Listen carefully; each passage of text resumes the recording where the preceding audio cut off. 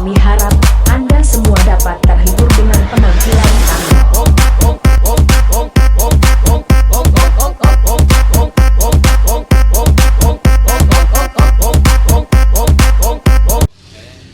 Baiklah, kami dari kelompok 7 yang akan mempresentasikan tentang bagaimana teknik untuk menentukan lokasi dan harga untuk barang kewirausahaan.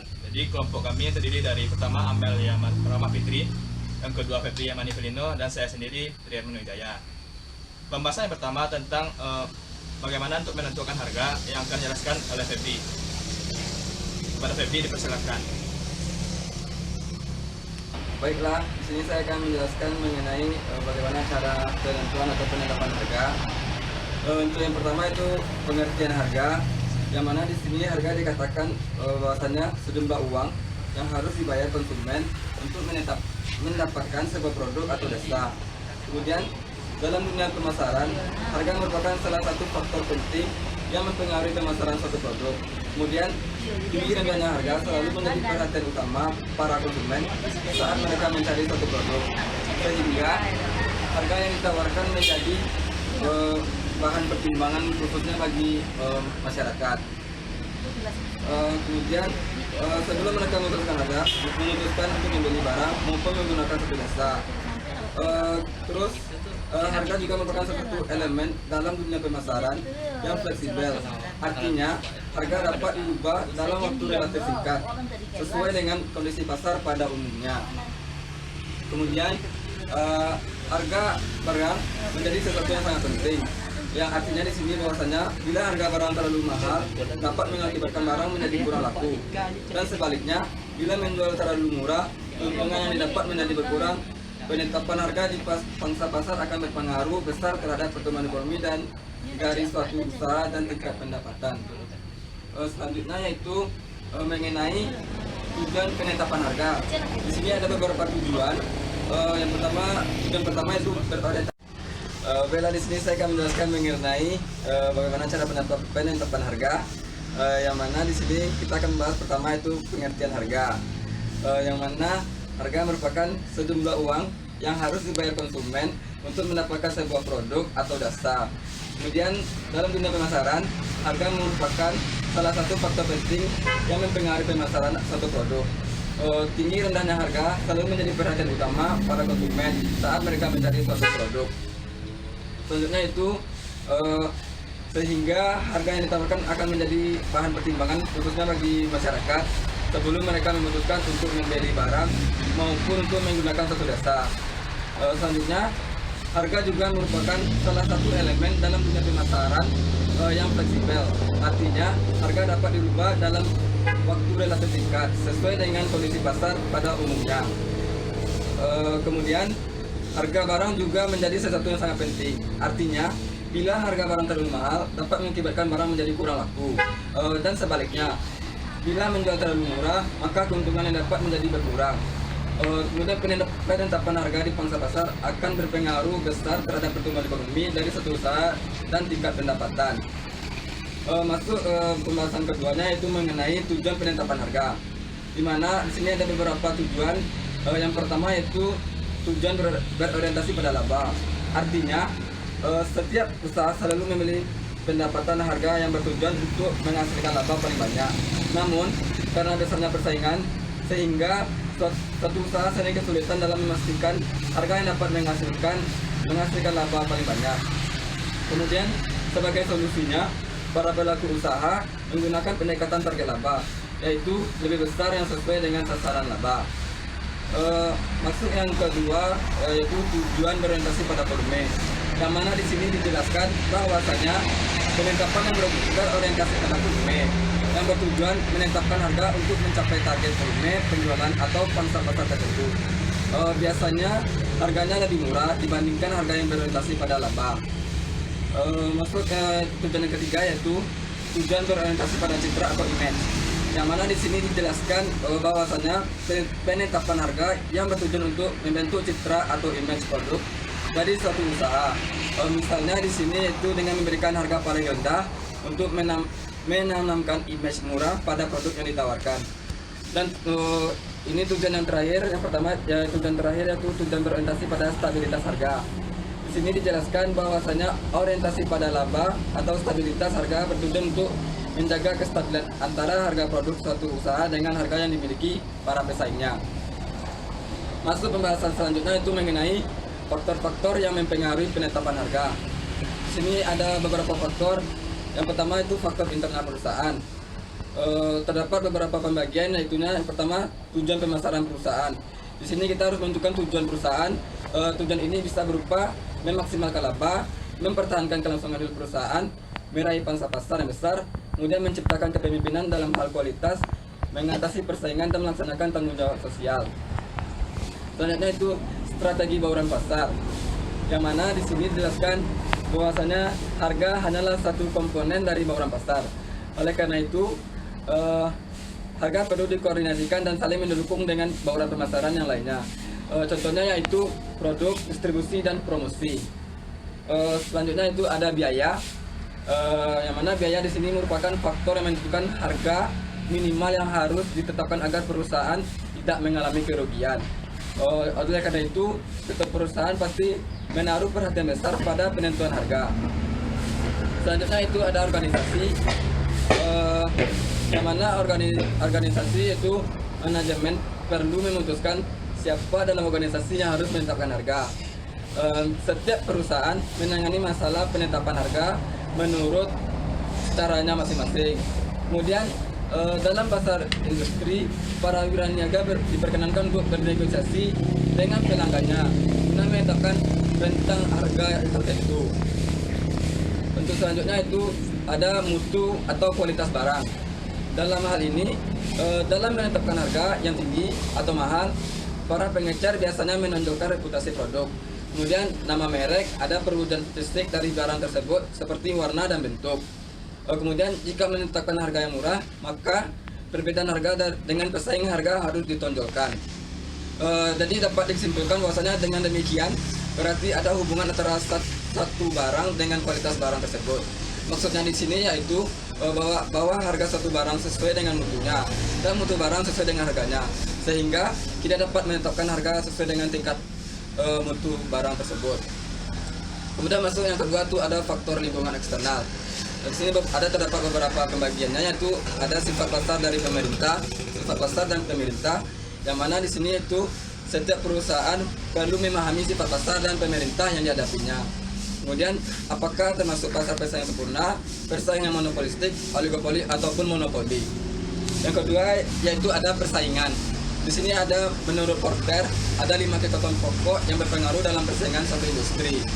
Yang pertama itu ada jumlah perusahaan dalam industri, ukuran relatif anggota dalam industri, variasi produk, kemudahan untuk memasuki industri yang bersangkutan.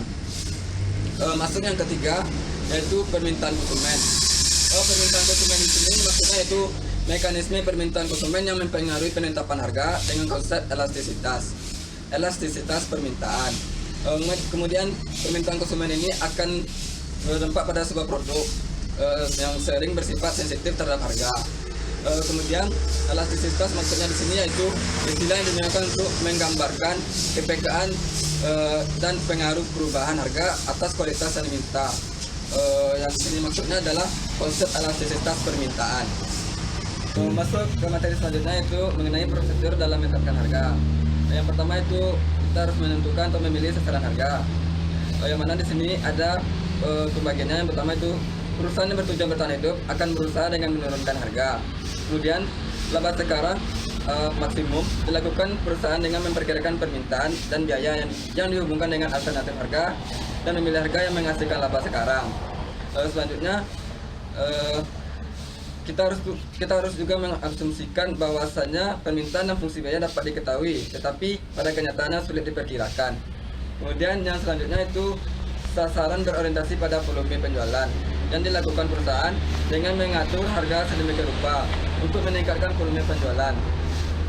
Kemudian sasaran unggul dalam pangsa pasar dilakukan dengan meningkatkan atau memelihara pangsa pasar tanpa mempertimbangkan fluktuasi penjualan dalam industri. Kemudian sasaran permintaan pasar adalah penetapan harga yang dihubungkan dengan harapan pelanggan atau situasi pembelian yang khusus. Selanjutnya yaitu adanya sasaran persaingan merancang harga untuk menandingi atau mengalahkan harga pesaing.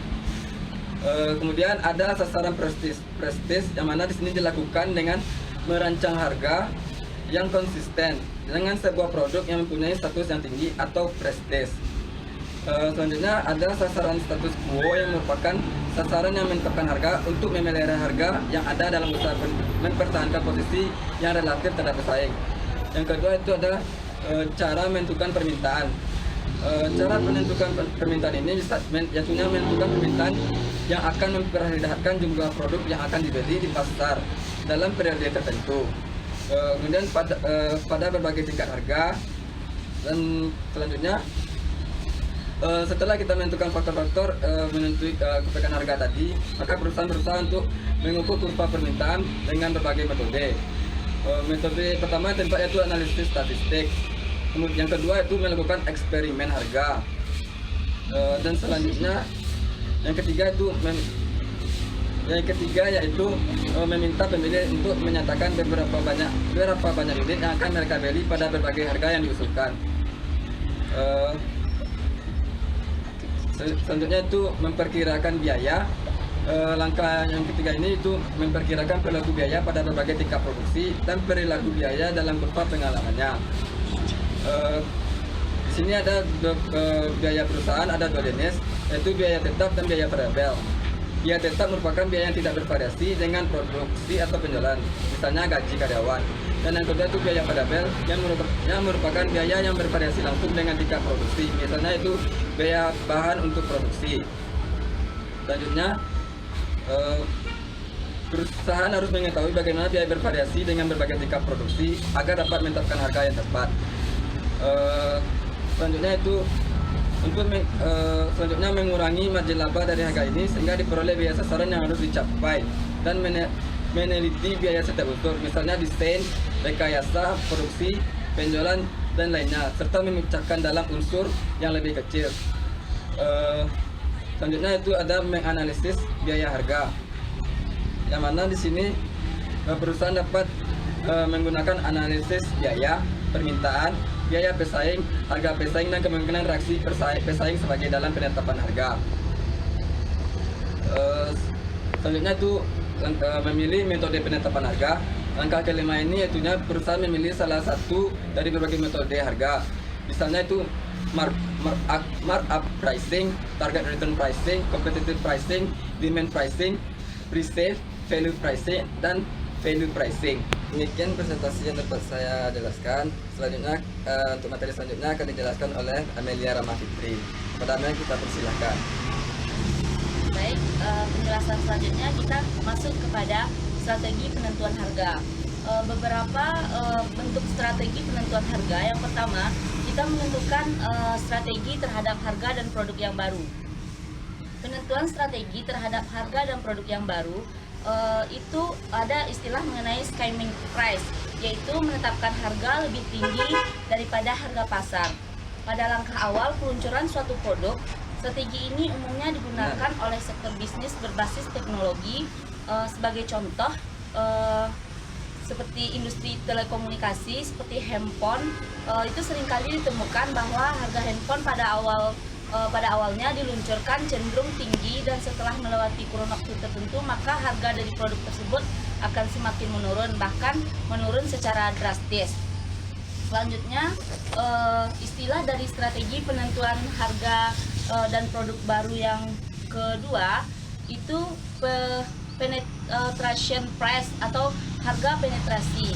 Penetration price adalah sebuah strategi di mana perusahaan menetapkan harga awal dari sebuah produk lebih rendah daripada harga pasar dengan tujuan untuk mengambil posisi di dalam pasar, melakukan penetrasi di mana terdapat begitu banyaknya kompetitor yang telah terlebih terdahulu mengambil bagian dalam pasar.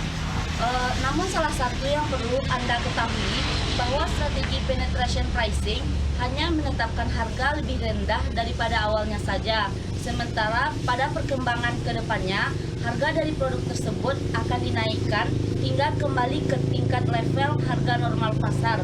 Tujuan utama dari strategi ini adalah memperluas jangkauan pasar dari produk dengan menetapkan level harga di bawah harga pasar. Diharapkan bahwa para customer mau berpindah ke produk Anda disebabkan karena aspek harga Anda yang lebih rendah daripada saingan atau kompetitor Anda. Kemudian strategi yang kedua yaitu strategi penentuan harga yang mempengaruhi psikologis konsumen. Maksudnya ada beberapa poin. Yang pertama, prestige pricing atau harga prestis, yang mana strategi prestige price ini adalah menetapkan harga yang tinggi demi membentuk image kualitas produk yang tinggi dan umumnya dipakai untuk produk shopping atau specialty. Contohnya Harley Davidson, Rolex, Weiss, Gianni Versace, Prada, Vertu, dan produk lain yang bermerek sebagainya. Strategi ini menetapkan tingkat harga yang tinggi agar konsumen sangat peduli dengan statusnya dan tertarik dengan produk lalu kemudian membelinya. Dalam strategi harga ini, produsen harus menentukan yang namanya demand based pricing. Yang mana demand based pricing ini harga produk sangat tergantung pada persepsi konsumen dalam menilai sebuah produk. Semakin tinggi persepsi nilai sebuah barang dan tingginya minat, maka harga akan lebih tinggi pula hingga margin tak terbatas. Oleh sebab itu, produsen pun akan menempatkan nilai sebuah produk dengan istimewa dan menciptakan image di dalamnya. Selanjutnya ada all pricing atau harga ganjil.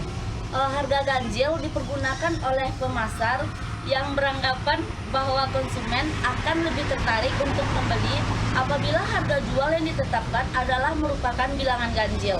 Lebih dari itu, cara semacam ini juga dapat dipergunakan untuk memberikan kesan khusus atas harga jual yang ada. Jadi, misalnya perusahaan menetapkan harga jual untuk deterjen 2.995 per kilogram. Dengan angka semacam itu, konsumen akan cenderung menganggap harga jual sebesar 2.900 walaupun pembeli sebenarnya harus mengeluarkan sejumlah 3.000. Dengan demikian, konsumen akan memperoleh gambaran yang lebih murah atas produk perusahaan. Taktik harga ganjil akan efektif diterapkan apabila konsumen memang sensitif terhadap harga. Untuk kelompok konsumen yang tidak peka terhadap harga, penetapan harga ganjil justru akan memberi kesan bahwa harga yang dijual mempunyai kualitas yang rendah. Selanjutnya ada multiple unit price atau harga rabat. Strategi harga multiple unit price ini memberikan potongan harga tertentu apabila konsumen membeli produk dalam jumlah yang banyak. Contoh, jika harga sebuah bungkus Indomie goreng pedas 1.500, maka konsumen membayar 1.000 per bungkus jika membeli satu dos isi 40 bungkus Indomie. Selanjutnya price lining atau harga lini. Strategi harga lini ini memberikan cakupan harga yang berbeda pada lini produk yang beda. Contohnya, bioskop grup 21 memberikan harga standar untuk konsumen bioskop sejenis standar dan mengenakan harga yang lebih mahal pada konsumen bioskop 21 jenis premier. Selanjutnya ada leader pricing atau pemimpin harga. Strategi leader pricing ini merupakan harga lebih rendah daripada harga pasar atau harga normal untuk meningkatkan omset penjualan terhadap pembeli. Contohnya saja, biasanya retail jenis hipermarket memberikan promosi harga yang lebih murah daripada harga normalnya. Masuk kepada harga promosi, yang pertama ada special event pricing.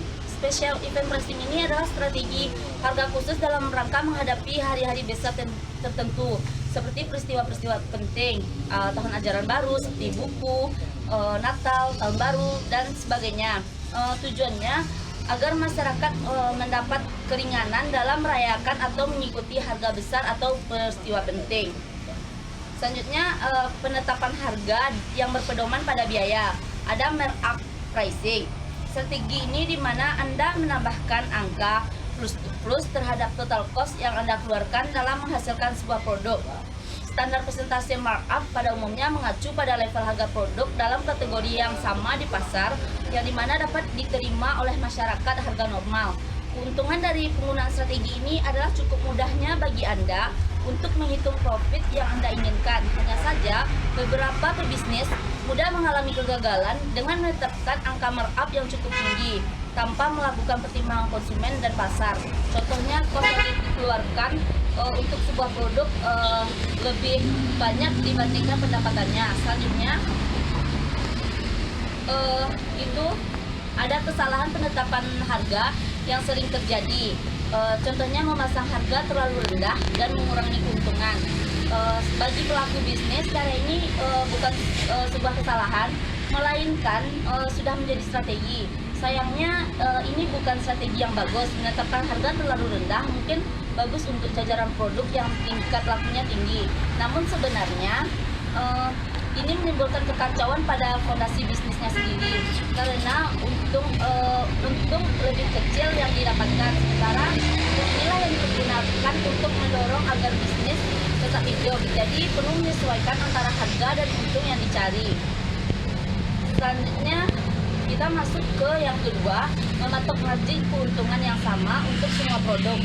Tidak ada aturan, keharusan, atau teori apapun yang menyatakan bahwa semua produk harus mempunyai margin keuntungan yang sama. Produk yang lambat laku sebaiknya mempunyai margin keuntungan yang lebih besar dibanding produk yang cepat laku. Dengan cara ini, Anda sebaiknya menetapkan cara yang lain untuk meningkatkan value dari produk yang laku tersebut. Selanjutnya, tidak paham beda antara margin dan markup. Margin keuntungan selalu didasarkan pada harga jual, sementara markup selalu didasarkan pada biaya yang telah dikeluarkan untuk memproduksi barang.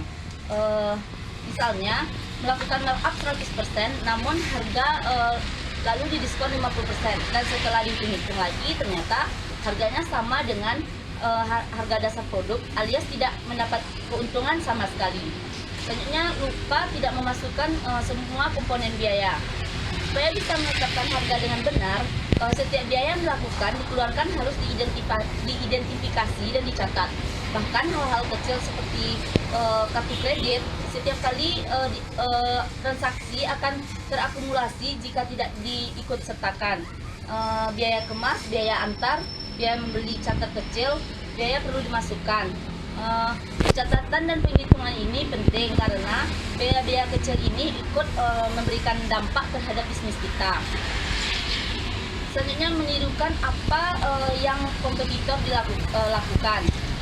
Daripada meniru pola kompetitor yang mungkin punya proses atau biaya berbeda dalam membuat produk lebih baik, kaji sendiri apa sebenarnya value produk yang Anda tawar kepada konsumen.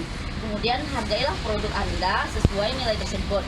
Dengan cara ini Anda punya alasan logis yang kuat jika harga itu dibanding-bandingkan dengan oleh konsumen gitu. Selanjutnya, menetapkan komisi berdasarkan harga jual bukan dari harga dasar. Ini sama dengan kasus margin versus markup tadi. Lagi-lagi keuntungan bersih Anda harus menjadi pegangan. Membayar komisi dan dari bagian keuntungan bersih Anda harus menjadi pegangan. Membayar komisi dari bagian keuntungan Anda sama saja dengan memberikan bisnis Anda kepada tenaga penjualan. Baiklah, itu yang bisa saya jelaskan. Selanjutnya akan dijelaskan oleh rekan saya Tri Ramdan Wijaya. Pada Tri Ramdan, dipersilakan. Terima kasih kepada Amel telah memberikan waktunya untuk bisa menjelaskan selanjutnya itu bagaimana teknik untuk menentukan lokasi. Yang pertama, kita untuk menentukan lokasi itu kita harus menjalankan kegiatan usaha yang diperlukan tempat usaha yang dikenal dengan lokasi. Lokasi itu penting baik sebagai tempat menjalankan aktivitas yang melayani konsumen atau nasabah atau pelanggan. Lokasi merupakan tempat melayani konsumen, dapat pula diartikan sebagai tempat untuk memanjangkan barang-barangnya dan dagangannya. Konsumen dapat langsung melihat langsung barang yang diproduksi atau jenis dijual baik jenis jumlahnya maupun harganya. Dengan demikian, konsumen dapat lebih mudah memilih dan bertransaksi atau melakukan pembelanjaan terhadap produk yang ditawarkan secara langsung. Sebagai tempat produksi, lokasi itu digunakan untuk memproduksi atau menghasilkan produk, baik barang maupun jasa. Lokasi itu kita kenal dengan namanya pabrik. Dalam lokasi tersebut, aktivitasnya berjalan mulai dari proses kedatangan bahan baku, pengelolaan, sampai dengan pengiriman barang ke konsumen atau ke gudang. Sebagai tempat mengendalikan aktivitas perusahaan, Lokasi itu juga berfungsi sebagai tempat pertemuan antara berbagai pihak yang berkepentingan terhadap perusahaan.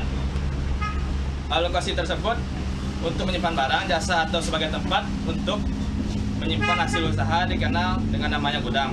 Gudang itu digunakan sebagai tempat untuk menyimpan bahan baku, barang setengah jadi ataupun barang jadi. Keuntungan yang kita peroleh dari lokasi tersebut yang pertama adalah untuk pelayanan yang diberikan kepada konsumen dapat lebih memuaskan. Yang kedua, kemudahan dalam memperoleh tenaga kerja yang diinginkan baik jumlah maupun kualifikasinya. Dan yang ketiga adalah kemudahan dalam memperoleh bahan baku atau bahan penolong dalam jumlah yang diinginkan secara terus-menerus. Yang keempat, kemudahan untuk memperluas lokasi usaha karena biasanya sudah diperhitungkan untuk usaha perluasan lokasi sewaktu-waktu. Yang kelima, memiliki nilai atau harga ekonomi yang lebih tinggi di masa yang akan datang.